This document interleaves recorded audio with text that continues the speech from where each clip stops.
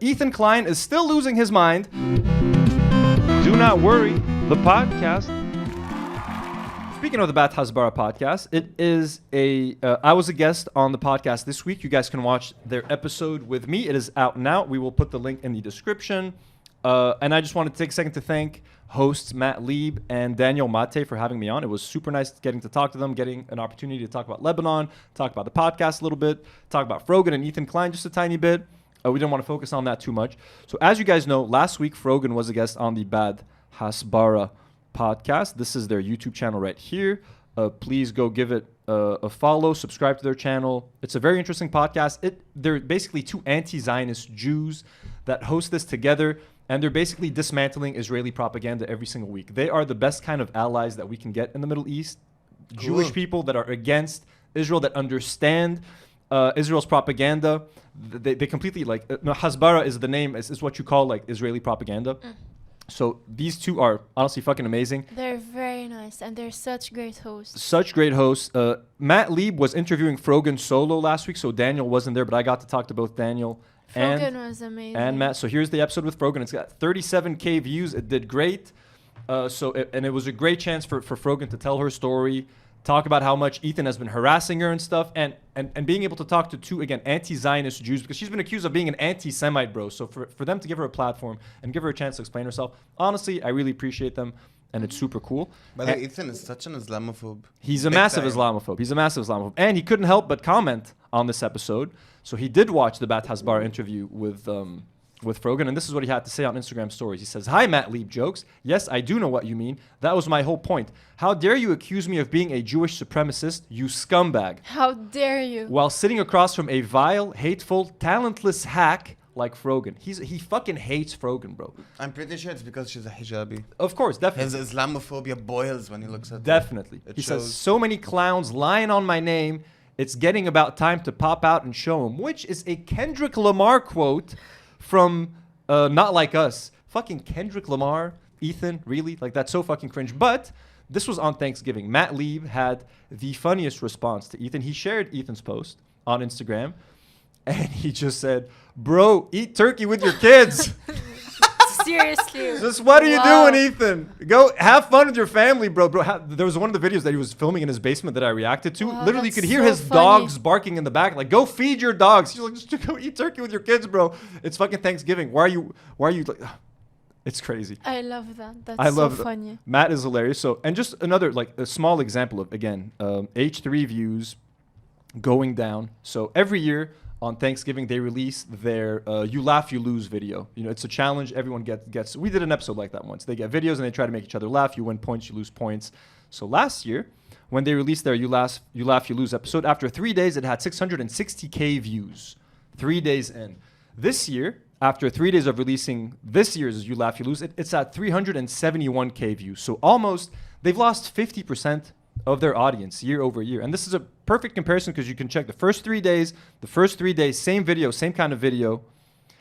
They've lost half of their audience. And here's a video of Ethan kind of talking about how their monetization has gone down 10% and he doesn't understand why.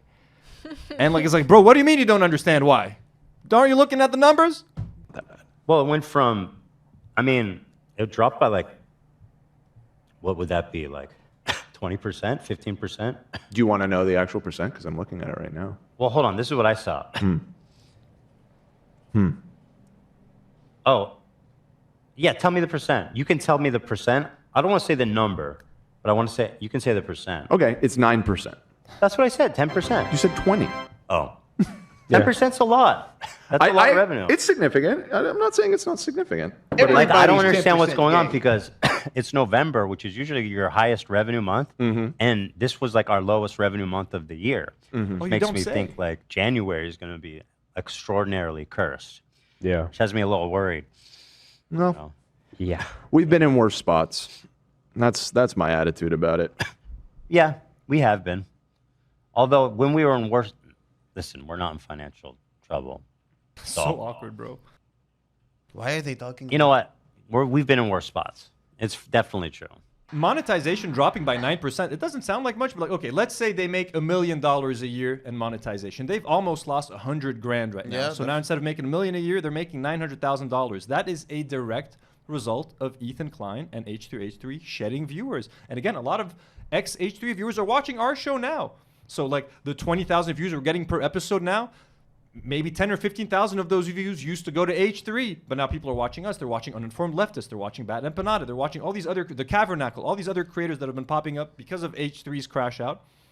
And yeah, so that's been happening to their views. It's real. They're losing they're losing monetization. Surprise, surprise, we got an update, folks. This is actually kind of surprising. So just following up on what we just talked about and Ethan mentioning that their YouTube revenue is down by 9%. He actually, on Wednesday's episode, just said this, so I thought we should react to it. He's basically admitting that views are down, subscriptions are down. He's not like dancing around it anymore. So let's check it out. Thank you to our members. Thank you to our members so very much. I was explaining on Monday that it's no surprise, or it's no secret, that the show has taken a bit of a downswing on viewership, and therefore ad revenue and memberships, because I'm stand on my business. You certainly do. And you know what I mean?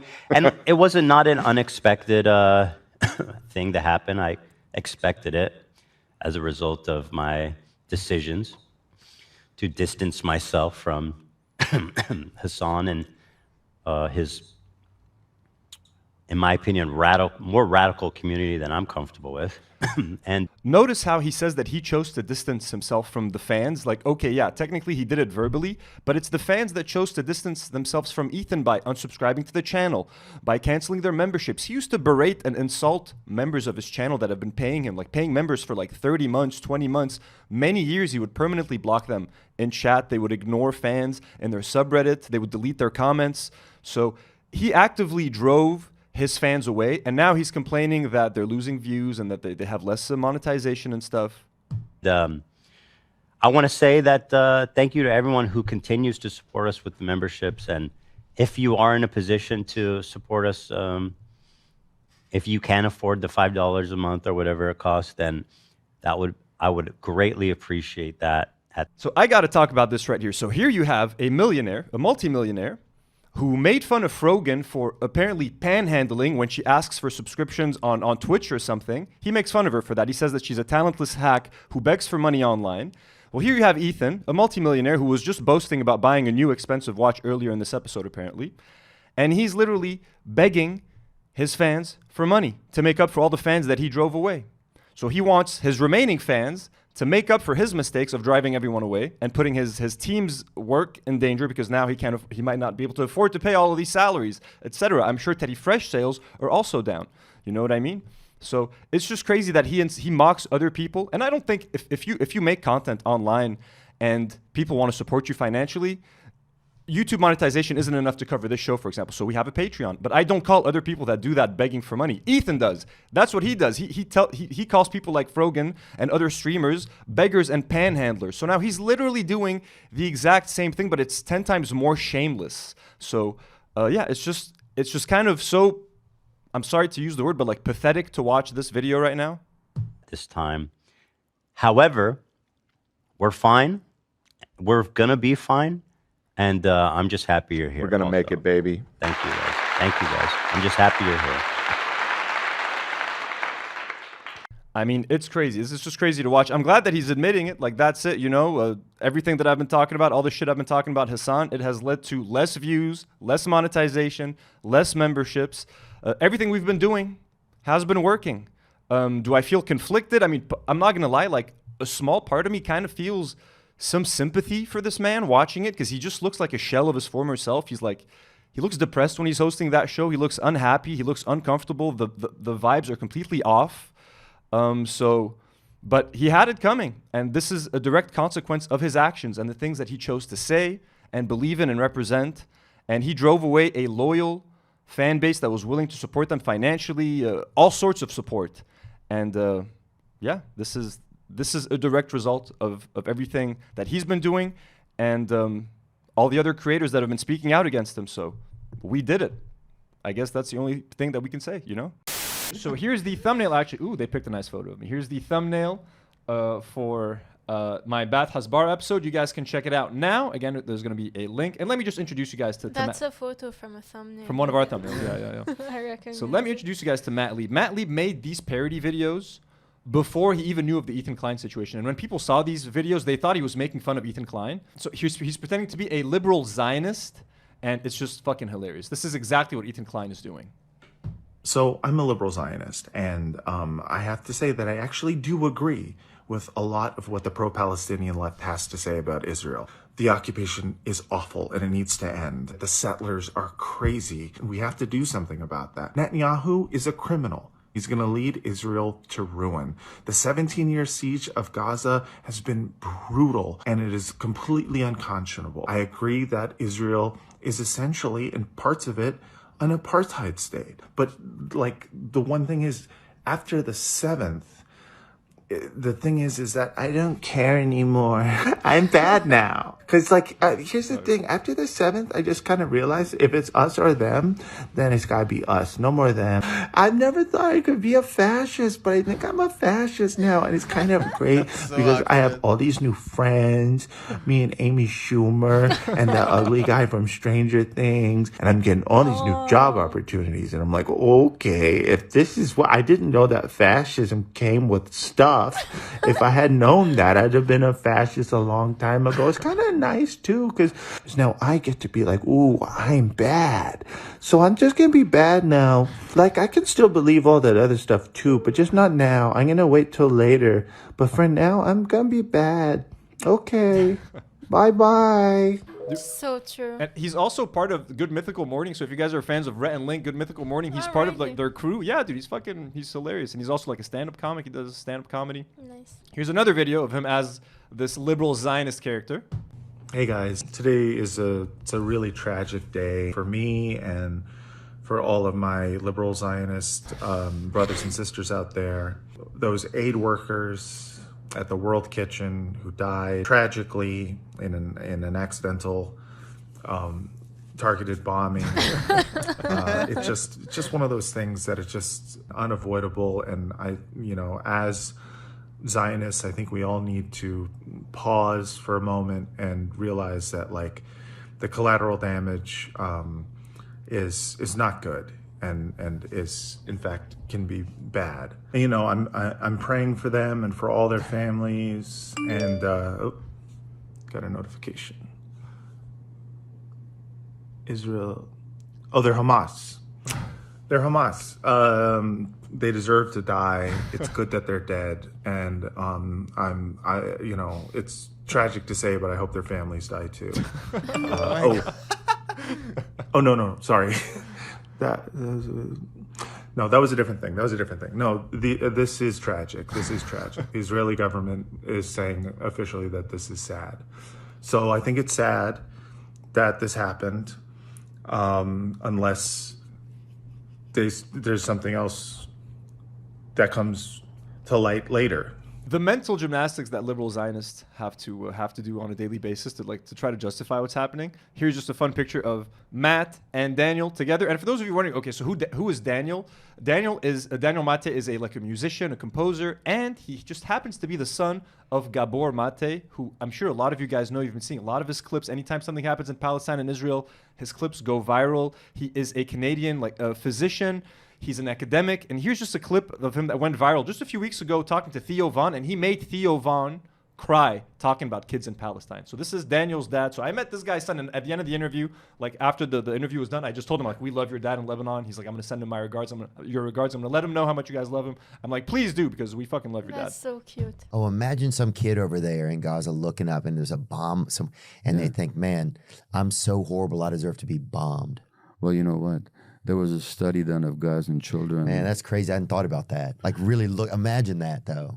There was a study done of children in Palestine 21 years ago. And 95%, this is long before the current horrors, long before October the 7th, long before the aftermath of October the 7th. 5% of those kids showed traumatic symptoms. High percentage wet their beds, like you and I did. They expressed aggression towards their parents. They had panic attacks. anxiety, fears. Can you imagine what's going to happen to that generation Years from now? Years from now. I mean, it Makes me just sad. breaks my heart every day when I think about it. And Brainy kids I know suffering. a lot of my fellow Jews don't agree with me, but as a Jewish person, I'm not the only one who feels that way. It especially breaks my heart. Yeah. You know? Well, when you put it in that sense, that a kid, imagine a kid like, you know, And just, I mean, the significance of it, what's cool about seeing Theo Von crying is Theo Von appeals to a completely different demographic. He appeals to like a lot of right-wing people, centrist, people who would never really empathize with Palestinians or even take the time to look into that cause. So for Gabor's words to like move Theo to tears and having Theo's audience see him cry about the kids in Palestine, I think that's very important. We need people like Gabor Maté. We need people like Daniel, his brother Aaron Maté. What they're doing is great. It was just great for me to get to meet them and just talk to them. And just this final little clip. At the end of Frogan's interview with Matt last week, they ended it with this quote, which I just think is perfect. All right, everyone. Thanks again so much for listening. And until next time, from the river to the sea, what the fuck happened to H3H3? Jumping jacks was us. Push-ups was us. Got my guy us. Hell yeah. So that's fun as fuck. I can't I wait for you love guys that. to watch the episode. Please go watch it. Go support them. Subscribe to their channel. Let them know that we sent you in the comments. Be like, hey, we're fans of Do Not Worry. Subscribe to their channel. We need more podcasts like this. The Middle East needs more voices like their voices. And thank you, Matt and Daniel, for having me on. And their producer, Adam Levin. Thank you guys so much. Here's a behind the scenes little picture that before we started recording, here we all four of us with Adam up in the top corner. It was super fun. And I never do interviews. I'm really awkward at interviews. I never feel like I'm worthy of being interviewed. So I was a little nervous before we started, Aw. but it ended up being, they're super chill. They made me feel super comfortable. So yeah. No Can't wait doubt to you see nailed it. Well, I hope you guys will you'll let me know if I nailed it or not. Do Not Worry, the podcast